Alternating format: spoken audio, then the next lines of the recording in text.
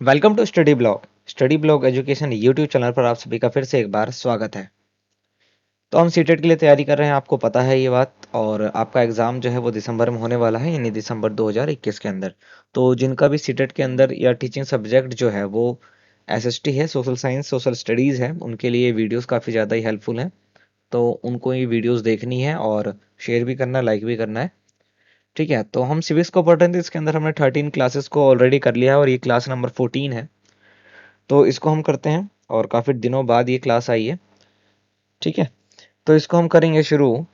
लेकिन उससे पहले भाई लाइक शेयर आपको करना है, वीडियो को लाइक करना है, शेयर करना है सभी के साथ जो भी पढ़ रहे हैं। जो भी आपके साथ के हैं, नॉन के हैं, उनको आप शेयर करिए ताकि उनको भी इसका लाभ मिल सके और टाइम से पहले तैयारी वो भी कर पाए। ठीक है, और अगर आप अभी तक सब्सक्राइब आपने किया नहीं है अभी तक, तो चैनल को सब्सक्राइब करिए हमारे, और बेल आइकन को ऑन करिए ताकि वीडियोस की नोटिफिकेशन आपको टाइम पर मिलती रहे। तो चलते हैं हम सीधा। तो आपको दिख रहा होगा यहाँ पर हम न्यायपालिका को पढ़ने वाले हैं आज, यानी कि जुडिशरी को पढ़ेंगे। ठीक है, जुडिशरी के बारे में पढ़ेंगे। तो आपको पता है कि भाई भारत की न्यायपालिका जो है वो स्वतंत्र है, फ्री है एकदम। ठीक है, उसके ऊपर किसी का भी अधिकार नहीं चलता, वो कानून के दायरे में रहती है, यानी कि कॉन्स्टिट्यूशन के अकॉर्डिंग चलती है, उसके अलावा कुछ नहीं। और जो कोर्ट है हमारा न्यायपालिका के अंदर, बेसिकली क्या आता है, कोर्ट आता है। तो कोर्ट जो है सबसे ऊपर सुप्रीम कोर्ट है, सबसे बड़ा, जो कि एक ही है। फिर हाई कोर्ट है। ठीक है, और फिर सबसे नीचे आते हैं डिस्ट्रिक्ट कोर्ट, इसको अधीनस्थ न्यायालय कहते हैं या जिला न्यायालय कहते हैं। तो 3 प्रकार के कोर्ट हैं और ये हमारे जो है ना, ऐसे ट्रायंगल की तरह है। यहाँ पर डिस्ट्रिक्ट कोर्ट हैं सारे ये, फिर हाई कोर्ट उससे कम है, जो हर एक स्टेट में होता है और कुछ स्टेटों में नहीं है, और ये सुप्रीम कोर्ट है। और ये तीनों ही कोर्ट केवल एक जगह है जहाँ पर ये तीनों ही कोर्ट हैं, और वो है दिल्ली। तो दिल्ली के अंदर ये तीनों ही कोर्ट, यानी कि supreme court, high court, district court, ये तीनों ही कोर्ट कहाँ पर है, दिल्ली के अंदर है ये। तो ये क्वेश्चन आपके लिए इंपॉर्टेंट हो सकता है, क्योंकि सुप्रीम कोर्ट पूरे देश में एक ही होगा, तो वो दिल्ली के अंदर है। हाई कोर्ट होता ही हर एक स्टेट का, है कि नहीं? और डिस्ट्रिक्ट कोर्ट तो हर एक जिले में होता है। तो दिल्ली एक ऐसी जगह है जहाँ पर ये तीनों ही कोर्ट हैं। तो ये आपको मालूम होगा, अगर नहीं मालूम होगा तो अब तो मालूम चल गया होगा। ठीक है? तो न्यायपालिका यानी कि जुडिशरी, और ये जो है बेसिकली एक पिरामिड की तरह, पिरामिड बोलते हैं, ट्रायंगल की तरह है, पिरामिड नहीं ट्रायंगल बोल सकते हैं। तो जो शेप है वो ट्रायंगल है। और ये हमने बेसिकली जो ये जो हमारा शेप मैच होता है, ये अमेरिका के ही क्या कहते हैं, न्यायपालिका से मैच होता है। तो सबसे पहला इसके अंदर आता है जो सबसे इम्पोर्टेंट है, केवल एक है, वो है उच्चतम न्यायालय, यानी कि सुप्रीम कोर्ट। ठीक है, कहाँ पर है सुप्रीम कोर्ट? ये दिल्ली के अंदर है। ठीक है, और दिल्ली में तो तीनों ही कोर्ट हैं। ये इंपॉर्टेंट क्वेश्चन भी है आपका, मालूम होगा आपको। देखिए, कुछ पॉइंटों को बताया गया है, तो सारे पॉइंट इंपॉर्टेंट है, एनसीईआरटी के बेस पर बनाया गया है ये। तो एनसीईआरटी में ये चीज़ें नहीं लिखी हुई हैं। बेसिकली एनसीईआरटी सिविक्स के अंदर उतनी ज़्यादा चीज़ें लिखी नहीं है, डाइवर्सिटी वगैरह है। तो उनकी वीडियोस आपको मिल जाएंगी, आप जा करके प्लेलिस्ट में चेक करिएगा। पहले भी वीडियो बना रखी है, तो आपको वो ज़रूर देखनी है। उससे क्या होगा ना कि वो भी प्रिपरेशन हो जाएगी आपकी, और साथ साथ में इनको देखोगे तो ये भी प्रिपरेशन हो जाएगी आपके साथ साथ में। तो नुकसान नहीं होगा आपका बिल्कुल भी। ठीक है, और टाइम है तो भाई पढ़ने में कोई भी बीमारी या बहाने जो है वो लगने नहीं चाहिए। पहला पॉइंट देखिए क्या है, संविधान के भाग 5 अनुच्छेद 124 से लेकर के 147 तक, यानी कॉन्स्टिट्यूशन के पार्ट 5 आर्टिकल नंबर 124 से लेकर के 147 तक उच्चतम न्यायालय यानी कि सुप्रीम कोर्ट के बारे में मिलता है, पता चलता है, उल्लेख मिलता है। ठीक है, भारत में सुप्रीम कोर्ट की स्थापना 28 जनवरी 1950 को की गई थी। देखिए, हर एक पॉइंट इंपॉर्टेंट है, तो ध्यान रखिएगा इस चीज़ का। ठीक है, तो देखिए इस एक लाइन के अंदर, और देखिए आगे क्या है कि अंग्रेजों ने सुप्रीम कोर्ट 1973 में कोलकाता में बनाया था। तो सबसे पहला सुप्रीम कोर्ट कहाँ पर था? कोलकाता में था। कब बनाया गया था? 1973 में। और किसके द्वारा बनाया गया था? अंग्रेजों के द्वारा। ठीक है, तो ये तो क्वेश्चन हो गया आपके। दूसरा, पार्ट 5 यानी कॉन्स्टिट्यूशन के पार्ट 5 में आर्टिकल नंबर 124 से लेकर के 147 तक सुप्रीम कोर्ट के बारे में बताया गया है, सुप्रीम कोर्ट की उसके अंदर चर्चा की गई है। ये पता चल गया। दूसरा जो इंपॉर्टेंट क्वेश्चन है वो यहाँ पर है कि दिल्ली के अंदर ये भारत का जो सुप्रीम कोर्ट है, जिसको आज आप देखते हैं, इसकी स्थापना कब की गई थी? तो देखिए, हमारा संविधान लागू हुआ था 26 जनवरी 1950 को, इसके 2 दिन बाद 28 जनवरी 1950 को। ठीक है, वर्तमान में सुप्रीम कोर्ट दिल्ली में स्थित है, जैसा कि मैंने आपको पहले ही बताया, जिसमें एक मुख्य न्यायाधीश होता है, इसको न्यायमूर्ति कहते हैं। इनको क्या बोलते हैं भाई? न्यायमूर्ति बोलते हैं। इनकी जो कार्यकाल होता है 65 साल तक का होता है, और 30 अन्य न्यायाधीश होते हैं, यानी कि एक सुप्रीम कोर्ट के अंदर 30 न्यायाधीश यानी जज होते हैं, और एक मेन जज होता है, यानी 31 लोग जो हैं सुप्रीम कोर्ट के अंदर होते हैं, वकील। वकील कह रहा हूँ, मतलब जज। अब बात हो रही है न्यायाधीशों की नियुक्ति की, भाई इनकी नियुक्ति कौन करता है? तो पहला पॉइंट देखिए, सुप्रीम कोर्ट के न्यायाधीशों की नियुक्ति किसके द्वारा की जाएगी? राष्ट्रपति के द्वारा में राष्ट्रपति के द्वारा की जाएगी। तो मैंने पहले ही बताया कि भाई राष्ट्रपति की नियुक्ति ये करता है, और उनकी नियुक्ति जो है इस ये राष्ट्रपति को क्या कहते हैं, जो सुप्रीम कोर्ट के मुख्य न्यायाधीश हैं वो राष्ट्रपति को ओथ यानी शपथ दिलवाते हैं। ओके। और राष्ट्रपति जो है न्यायाधीश की नियुक्ति करता है, जिसमें मुख्य न्यायाधीश जो है परामर्श देते हैं। यानी जो अन्य 30 न्यायाधीश हैं वो क्या करेंगे, परामर्श देंगे, कुछ बातें बताएँगे कि भैया इसको बनाना चाहिए, नहीं बनाना चाहिए, पर वो बाध्य नहीं कर सकते इसको। अगला पॉइंट है, राष्ट्रपति की नज़र में कानून के उच्च ज्ञाता को भी सुप्रीम कोर्ट का न्यायाधीश बनाया जा सकता है। यानी कि ऐसा व्यक्ति जिसको कानून के बारे में ज़्यादा से ज़्यादा नॉलेज है, उसको भी सुप्रीम कोर्ट का जज जो है बनाया जा सकता है। तीसरा पॉइंट है, सुप्रीम कोर्ट का न्यायाधीश बनने के लिए किसी हाई कोर्ट में लगातार 5 वर्षों तक या तो वो न्यायाधीश हो, जज हो कहाँ पर, हाई कोर्ट के अंदर, या फिर 10 साल तक एडवोकेट हो। ठीक है, तो वो व्यक्ति जो है सुप्रीम कोर्ट का जज बन सकता है।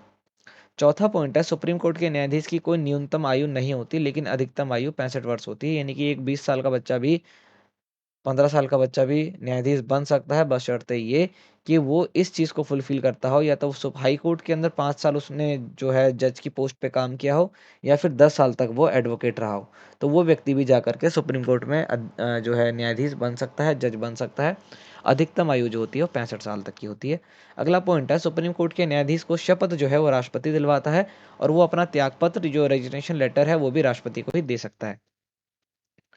उसके बाद है, आज तक किसी भी न्यायाधीश पर कभी भी महाभियोग पारित नहीं हुआ। महाभियोग एक प्रक्रिया है जिसके बारे में हमने पिछली वीडियो में पढ़ा है, उसको आप जाकर के देखिए। ठीक है, ये राष्ट्रपति के ऊपर भी लगता है और न्यायाधीशों के ऊपर भी लगता है, तो इसको जाकर के जरूर देखिए। इसलिए मैं कहता हूँ पिछली वीडियोस को भी देखते रहिए। अगर आप मान लीजिए इस वीडियो में जुड़े हैं तो पिछली को जरूर देखिए। और हिस्ट्री जियोग्राफी सभी की वीडियोस पहले भी अवेलेबल थी, अभी भी अवेलेबल है। दोनों को देखेंगे तो फायदा जबरदस्त होगा आपका। 1991 में न्यायमूर्ति वी रामास्वामी पर महाभियोग चलाया गया था, लेकिन पारित नहीं हो पाया था। यानी कि चलाया तो गया था पर पारित नहीं हो पाया था। किसके ऊपर चलाया गया था? रामास्वामी। देखिए मैंने बोला ना, न्यायमूर्ति कहते हैं इनको, जो एक जज होता है मेन उसको न्यायमूर्ति कहते हैं।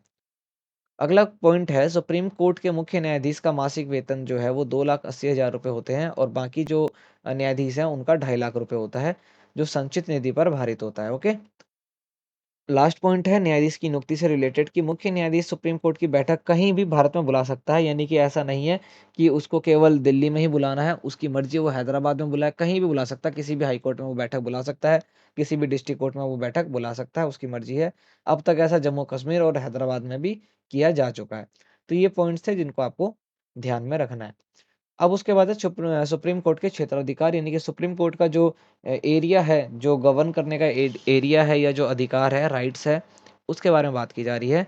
देखिए, न्यायिक पूर्वालोकन, इसके द्वारा सुप्रीम कोर्ट यह तय करता है कि सरकार द्वारा बनाए गए कानून संवैधानिक है कि है या असंवैधानिक। देखिए, कानून बनता है संसद के अंदर। कानून कहाँ बनता है भाई? संसद के अंदर, जब दोनों सदनों से वो पास होता है। तो दोनों सदनों से पास होने के बाद भी वो कानून जो है ना सुप्रीम कोर्ट के पास जाता है, और जब तक सुप्रीम कोर्ट उसमें ये देखता है कि वो कॉन्स्टिट्यूशनल है कि नहीं है, मतलब कॉन्स्टिट्यूशन के अकॉर्डिंग है कि नहीं है। अगर नहीं है तो वो उसको जो है कानून बनने नहीं देगा, उसको खारिज कर देगा, और अगर है तो वो उसको कानून बना देगा। दूसरा है अपीलीय क्षेत्राधिकार। यानी कि भाई आप अपील कर सकते हैं। अनुच्छेद 132 के अंतर्गत राज्य के हाई कोर्ट द्वारा दिए गए निर्णय के विरुद्ध सुप्रीम कोर्ट में लोग जो है अपील कर सकते हैं। मान लीजिए कि भाई आपका केस कोई हाई कोर्ट में चल रहा है, और आपको कोई सज़ा दे दी गई है, और आपको लगता है कि नहीं भाई, आपको मालूम है कि आप कोई सज़ा गलत मिली है, तो आप अपील कर सकते हैं जा करके सुप्रीम कोर्ट के अंदर। लेकिन सुप्रीम कोर्ट जो सज़ा देगा उसको आप अपील कहीं और कर ही नहीं सकते, क्योंकि इसके ऊपर कोई कोर्ट है ही नहीं। और भी अपील हैं, जैसे कि संवैधानिक मामलों की अपील कर सकते हैं आप, आपराधिक मामलों की अपील की जा सकती है, दीवानी मामलों की अपील की जा सकती है, और विशेष अनुमति द्वारा भी अपील की जा सकती है। तो ये अपील करना बहुत ज़रूरी है, और कोई भी व्यक्ति अपील कर सकता है। अपील के तरीके थे आगे, मतलब या तो आप खुद जाके कर सकते हैं, या किसी के द्वारा करवा सकते हैं, फ़ोन करके करवा सकते हैं, पोस्ट लेटर के द्वारा करवा सकते हैं। सुप्रीम कोर्ट आप सुनवाई ज़रूर करेगा। अगला पॉइंट है, परामर्शदात्री क्षेत्राधिकार। यानी कि अनुच्छेद 143 के अंतर्गत सुप्रीम कोर्ट राष्ट्रपति को परामर्श देता है, जिसे मानने के लिए राष्ट्रपति बाध्य नहीं होता। यानी कि भाई परामर्श जरूर देता है, एडवाइस देता है, लेकिन राष्ट्रपति उस बात को माने ऐसा नहीं हो सकता। उसके बाद है अभिलेख न्यायालय। सुप्रीम कोर्ट द्वारा दिए गए निर्णय प्रकाशित किए जाते हैं। यानी कि भाई देखिए, आपको पता कैसे चलेगा कि भाई कोर्ट के अंदर क्या निर्णय दिया गया है, क्या डिसीजन दिया गया है? तो उसको प्रकाशित करना पड़ेगा, कहीं न कहीं पब्लिश तो करना पड़ेगा ना। तो जो पब्लिश करता है, यानी कि सुप्रीम कोर्ट के द्वारा दिए गए जो भी निर्णय होते हैं, जो भी डिसीजन होते हैं, उनको जो पब्लिश करता है उसको क्या बोलते हैं? अभिलेख न्यायालय। ठीक है, अभिलेख इंस्क्रिप्शन को कहते हैं। इंस्क्रिप्शन ज कोर्ट होता है जो इसको टाइप करके, पोस्ट करके जो है पब्लिश करता है। मौलिक अधिकार का रक्षक कहते हैं आर्टिकल नंबर 32 के अनुसार। तो इसको हमने पिछली वीडियो में पढ़ा है, आप जा करके देख सकते हैं इसको, कि भाई आर्टिकल 32 के तहत क्या है? ये सुप्रीम कोर्ट मौलिक अधिकारों का संरक्षक है। आपके मौलिक अधिकारों का कोई हनन करता है तो आप सीधा सुप्रीम कोर्ट जा सकते हैं आर्टिकल नंबर 32 के तहत।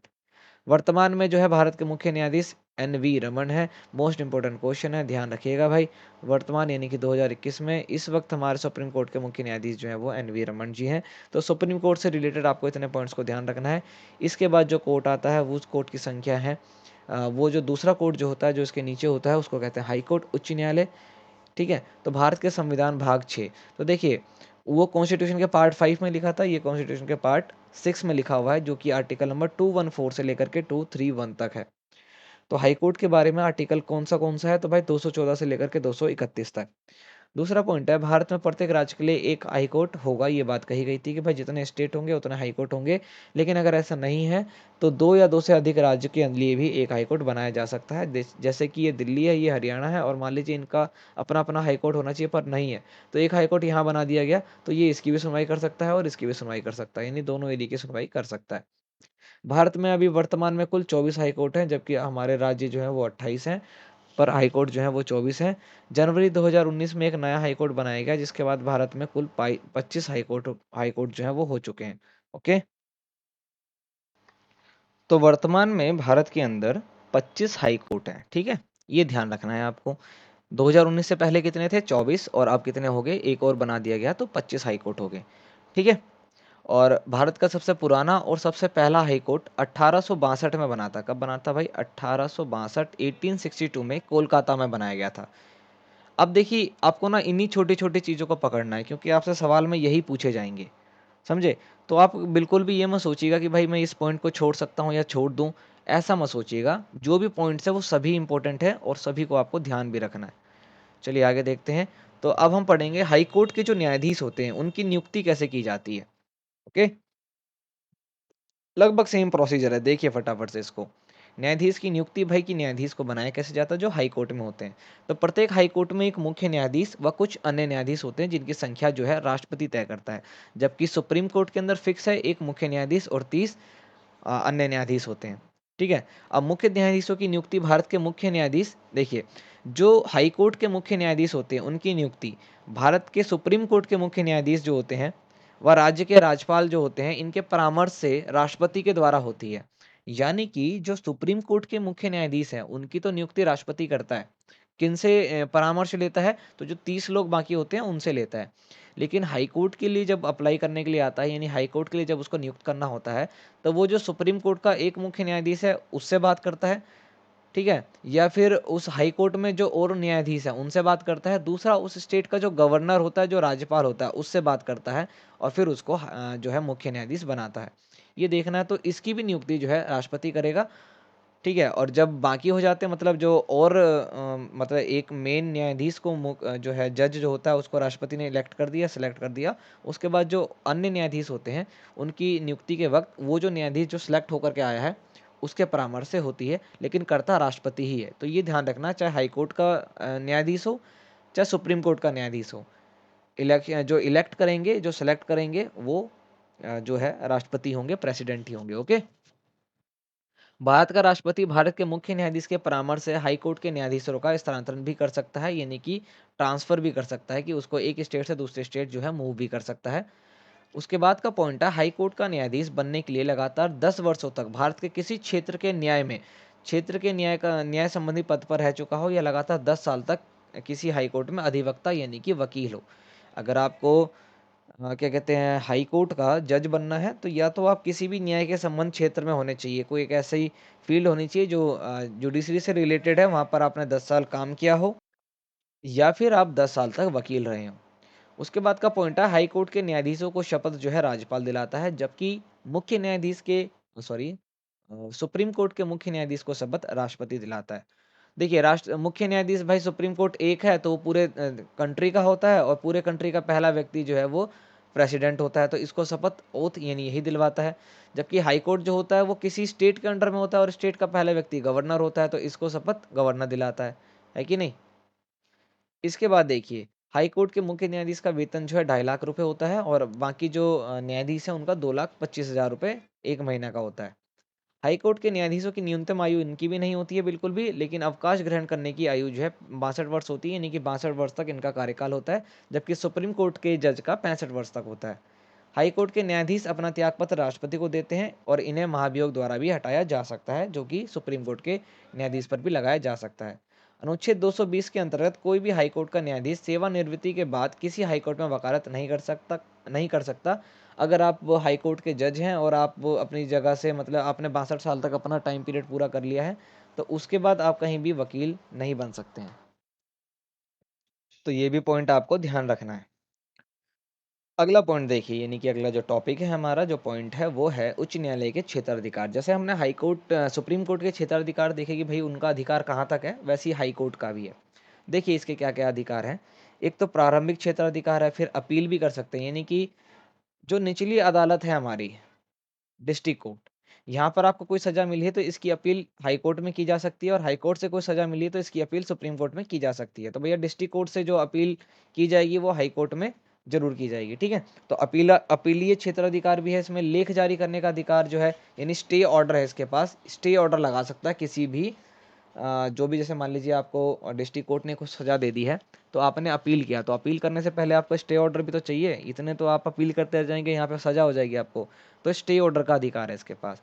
दूसरा, न्यायिक पूर्वालोकन भी कर सकता है, यानी कि भैया आपको कोई जो है डिसीजन दे दिया गया है, कोई सज़ा दे दी गई है, तो उसके ऊपर ये दोबारा से कह सकता है कि भैया एक बार इसको फिर से देखो कि क्या दिक्कत है क्या नहीं है। अभिलेख न्यायालय हमने ऊपर पढ़ा था, तो भैया इसके द्वारा भी जो क्या कहते हैं, जो डिसीजंस दिए जाते हैं उनको भी पब्लिश किया जाता है अभिलेख न्यायालय के द्वारा। प्रशासनिक शक्तियाँ भी होती है इसके पास, और मौलिक अधिकारों का संरक्षण भी है। तो देखिए ये मौलिक अधिकारों का संरक्षण इसको क्यों बनाया गया है। अब देखिए, मौलिक अधिकारों का संरक्षण आर्टिकल नंबर 32 के तहत केवल सुप्रीम कोर्ट है वैसे तो, लेकिन सुप्रीम कोर्ट है दिल्ली में। तो मान लीजिए भाई दिल्ली वगैरह के आसपास के कोई व्यक्ति हैं वो तो चलो आ जाएंगे, लेकिन मान लीजिए कोई तमिलनाडु में है, अब यहाँ पर उसके साथ कोई प्रॉब्लम हो रही है, उसके मौलिक अधिकारों यानी कि फंडामेंटल राइट्स के साथ कोई बात हो रही है, तो उसके लिए वो दिल्ली कैसे आएगा, गरीब हो कुछ भी हो। तो इसके लिए बोला गया कि भाई आप दिल्ली सुप्रीम कोर्ट मत आइए, आप चले जाइए सीधा हाई कोर्ट। कहाँ चले जाइए, सीधा हाई कोर्ट। तो ये वाली पावर हाई कोर्ट के पास ज़्यादा होती है सुप्रीम कोर्ट के मुकाबले। तो दो न्यायालय हमने देख लिए, सुप्रीम कोर्ट को भी देख लिया हमने, और हाई कोर्ट को भी देख लिया। अब हम देखते हैं अधीनस्थ न्यायालय, जो डिस्ट्रिक्ट कोर्ट्स होते हैं। तो तीसरा जो टाइप है न्यायालय का वो है अधीनस्थ न्यायालय। तो 3 तरह के न्यायालय, 3 तरह के जुडिशरी सिस्टम है, 3 तरह के कोर्ट होते हैं, इनको आपको ध्यान में रखना है। तो देखिए इसके बारे में क्या होता है। उच्च न्यायालय के अधीन जिला स्तर पर 2 प्रकार के न्यायालय होते हैं, उनको अधीनस्थ न्यायालय कहते हैं। एक होता है दीवानी न्यायालय, दूसरा होता है फौजदारी न्यायालय। ठीक है, अधीनस्थ न्यायालय संविधान के भाग 6 के अंतर्गत आते हैं। इसी भाग 6 के अंतर्गत जो है क्या कहते हैं उच्च न्यायालय भी आते हैं, ठीक है, जो अभी हम ऊपर पढ़ ही रहे थे। जिला न्यायाधीश के मुख्य न्यायाधीश को जिला न्यायाधीश भी कहते हैं। ठीक है, यदि अधीनस्थ न्यायालयों में न्यायाधीश सुनवाई कर रहे हों तो उन्हें सत्र न्यायाधीश कहते हैं। ठीक है, जब न्यायाधीश अधीनस्थ न्यायालय में बैठ करके सुनवाई कर रहे हों तो उस वक्त न्यायाधीश को क्या बोला जाएगा, सत्र न्यायाधीश। ये ध्यान रखना है आपको। तो ये जो पॉइंट है ना, इन पॉइंट्स को ध्यान रखना है। बिल्कुल ऐसे ब्रीफ में जाके कोई फायदा है नहीं, क्योंकि एकदम ब्रीफ वाली चीज़ नहीं आएगी, लेकिन इन चीज़ों का आपको ध्यान रखना है। इसके बाद है केंद्र व राज्य संबंध, है ना, relation between state and central government, इनकी बात हो रही है। केंद्र एवं राज्य संबंधित शक्ति कनाडा के संविधान से ली गई है। ये मोस्ट इंपॉर्टेंट है, हमने ये चीज़ पढ़ा है कि भाई किस चीज़ को हमने हमारे संविधान में किस देश से लिया है, तो उसको ध्यान रखना है आपको, ठीक है। इसके अंतर्गत संविधान के अनुसूची 7वां अनुच्छेद अनुच्छेद 246 के में 3 सूचियों का वर्णन है। केंद्र व राज्य संबंध के अंदर ये जो हमने चीज़ रिलेशन लिया है कि भाई किस तरह से स्टेट और सेंटर गवर्नमेंट मिलकर के काम करेगी कंट्री के लिए, ये हमने कनाडा से लिया है। और इसके लिए हमने अनुसूची number 7 schedule number 7 article number 246 तैयार किया है, और इसके हमने 3 सूचियां बनाई हैं। एक होती है राज्य सूची, दूसरी होती है केंद्र सूची, तीसरी होती है समवर्ती सूची। ठीक है, राज्य सूची वो होती है जिसमें केवल जो है डिसीजन गवर्नमेंट लेती है, स्टेट गवर्नमेंट स्टेट के लिए। सेंटर के अंदर होता है जो केवल सेंटर के अंडर में चीज़ होती हैं, और समवर्ती सूची के अंतर्गत वे चीज़ें आती हैं जिस पर राज्य और केंद्र सरकार दोनों मिलकर के कानून बनाती हैं। समझे कि नहीं? देखिए, पहला यही संघ सूची। संघ सूची, इस सूची में लगभग 100 विषय हैं जिन पर केंद्र सरकार जो है कानून बना सकती है, उसको संघ सूची कहते हैं। इसके कुछ एग्जाम्पल है, जैसे प्रतिरक्षा, नागरिकता, रेलवे। यानी ये जो है ना, जितनी चीज़ आप देख रहे हैं यहाँ पर, प्रतिरक्षा होगी, नागरिकता होगी, रेलवे, राष्ट्रीय राजमार्ग यानी कि जो नेशनल हाईवे होते हैं, विदेशी मामले जो फॉरेन रिलेशन है हमारा, और युद्ध वगैरह से रिलेटेड जो भी चीज़ें हैं, इस पर केवल कानून बनाने का अधिकार केंद्र सरकार को है। इस पर राज्य सरकार अड़चन नहीं डाल सकती। दूसरा जो होता है वो होता है राज्य सूची, जिसमें केवल राज्य सरकार कानून बनाएगी। इसके अंतर्गत जो है 66 विषय थे, लेकिन वर्तमान में केवल 61 रह गए हैं। ठीक है। लेकिन अगर ऐसा हो जाए कि भैया मान लीजिए दिल्ली के अंदर कुछ राज्य सूची के अंतर्गत, ठीक है, और कुछ कानून बनाए गए हैं, लेकिन भाई कंट्री में आपातकाल लग गया, इमरजेंसी लग गई, तो ये जो कानून बनाए थे ना राज्य सरकार ने, ये चले जाएंगे, ये केंद्र सरकार अपने अंडर में ले लेती है। तो भाई पावर होती है उनके पास।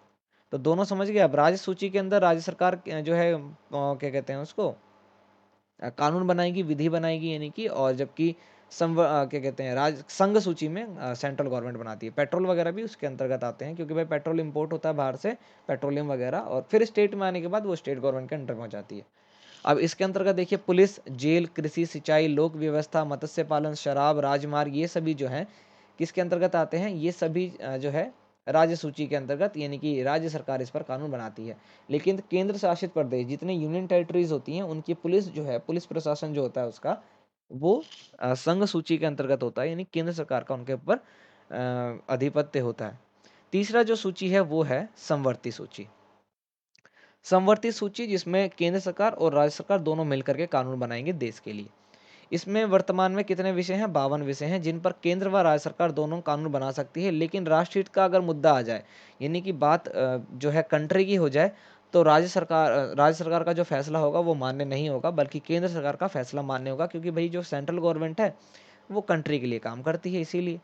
इसके अंतर्गत देखिए, शिक्षा, वन, जंगली जानवरों का संरक्षण, न्याय, फौजदारी सुरक्षा, जनसंख्या नियंत्रण व परिवार नियोजन, जन्म एवं मृत्यु दर इत्यादि जो है ये समवर्ती सूची के अंतर्गत आते हैं। तो ये जो एग्जाम्पल्स आप नीचे देख रहे हैं, इनको भी आपको ध्यान रखना है। आपसे हो सकता है सवाल में यही पूछ लें कि भैया ये जो चीज़ है, ये जो एग्जाम्पल है, ये इसके ऊपर कानून कौन बनाएगा, किस सूची के तहत कानून बनाया जाता है। 42वें संविधान संशोधन 1976 द्वारा शिक्षा, वर्ग, न्याय, शिक्षा हो गया, वर्ग हो गया, न्याय, जनसंख्या नियंत्रण एवं परिवार नियोजन जैसे विषयों को राज्य सूची से हटा करके समवर्ती सूची में शामिल किया गया था। 42वां संविधान संशोधन 1976 के द्वारा क्या किया गया? शिक्षा, जिस पर केवल राज्य सरकार कानून बना सकती थी। न्याय हो गया, इसके ऊपर केवल राज्य सरकार जो है कानून बना सकती थी। जनसंख्या नियंत्रण वगैरह के ऊपर जो है राज्य सरकार कानून बना सकती थी। तो इसको राज्य सूची से हटा करके समवर्ती सूची में डाल दिया, क्योंकि भाई इसमें वो चाहते हैं कि भाई दोनों ही गवर्नमेंट, यानी कि सेंट्रल गवर्नमेंट और स्टेट गवर्नमेंट, दोनों ही मिल करके इन चीज़ों पर काम करे। ओके, तो इसको कब हटाया गया? 1976 के अंदर। सरकारी आयोग पुनः, ठीक है, सरकारी आयोग पुनः आए, ये यहाँ पर गलत प्रिंट था। जो सरकारी आयोग होते हैं, इनके ऊपर जो है दोनों, यानी केंद्र सरकार एवं राज्य सरकार संबंध से इनकी शक्तियों से ये संबंधित होते हैं, रिलेटेड होते हैं। ओके। और जो विषय इन तीनों सूचियों में नहीं आते, उन पर कानून बनाने का अधिकार केवल संसद को प्राप्त है। यानी कि 4 तरह से कानून बन रहे हैं हमारे देश के अंदर। पहला हो गया, केंद्र सरकार जो कानून बनाती है, केवल केंद्र सरकार बनाती है। दूसरा हो गया, जिस पर केवल राज्य सरकार बनाती है। तीसरा हो गया, जिस पर केंद्र और राज्य, यानी कि भाई सेंट्रल गवर्नमेंट प्लस में स्टेट गवर्नमेंट दोनों मिलकर काम बनाती है। चौथा हो गया, जो इन सबके बस की नहीं है, उस पर केवल पार्लियामेंट बनाती है। तो 4 तरह से हमारे देश में कानून बनाए जाते हैं, और ये आपको ध्यान रखना है। ठीक है, तो ये जो हमारा टॉपिक था आज का, जो इसका नाम था न्यायालय, जुडिशरी, ये हमारा कंप्लीट हो गया। ठीक है, ये हमारा कंप्लीट हो गया इस वीडियो के अंदर, और उम्मीद है आपको समझ में आया होगा। थोड़ी सी थकान ज़्यादा है, जिस कारण जो है आपको आवाज़ बस थोड़ी वैसी लगी होगी, लेकिन फिर भी ये पीडीएफ इसलिए बना दी गई है बाद में, ताकि आपको जो है काफ़ी दिक्कत हो रही थी उसके अंदर, तो पीडीएफ के अंदर आपको समझ में आ रहा था, तो इसलिए हमने पीडीएफ बना दी कि चलो भाई पीडीएफ में से समझ में आ जाएगा। तो ये इंपॉर्टेंट टॉपिक्स थे, इंपॉर्टेंट पॉइंट्स थे, और रिलेटेड हैं आपके एग्जाम से, आपको मालूम होने भी चाहिए। मिनिमम चीज़ें हैं जो आपको पता होनी चाहिए सीटेट के अंदर। ठीक है? तो ये जो टॉपिक था न्यायपालिका, ये हमारा कंप्लीट हो जाता है यहाँ पर। आप वीडियो को लाइक शेयर कर चुके होंगे, नहीं किया होगा तो भाई बिल्कुल करिए उसको। और अगर आप नए आ गए हैं तो सब्सक्राइब करिए, बेल आइकन को ऑन करिए ताकि वीडियोज़ की नोटिफिकेशन आपको टाइम पर मिलती रहे। और जाइए फटाफट प्लेलिस्ट को चेक करिए, वहाँ पर बहुत सारी वीडियोज़ आपके इंतज़ार कर रही है, और वहाँ पर जाइए, उनको देखिए और अपनी तैयारी को एकदम सशक्त कर लीजिए, बेहतरीन बना लीजिए। एकदम धार लड़ने से पहले, युद्ध में जाने से पहले धार तेज की जाती है, समझे? ताकि युद्ध में टाइम ना लगे। पर आपको लड़ने धरने तो जाना नहीं है, तो भाई मेमोरी को शार्प करना है आपको, तो एग्जाम से पहले करिए। एग्जाम में जा करके शार्प करने का कोई फायदा नहीं है, पहले करिए और वहां जा करके एकदम धड़ाधड़ फटाफट आंसर करना है आपको, ठीक है? तो आप पढ़ते रहिए भाई, बिल्कुल अच्छे से पढ़ रहे होंगे, और पढ़िए भी। वीडियोस आपके लिए आ रही हैं और हम आपसे मिलेंगे नेक्स्ट वीडियो में, तब तक के लिए जय हिंद।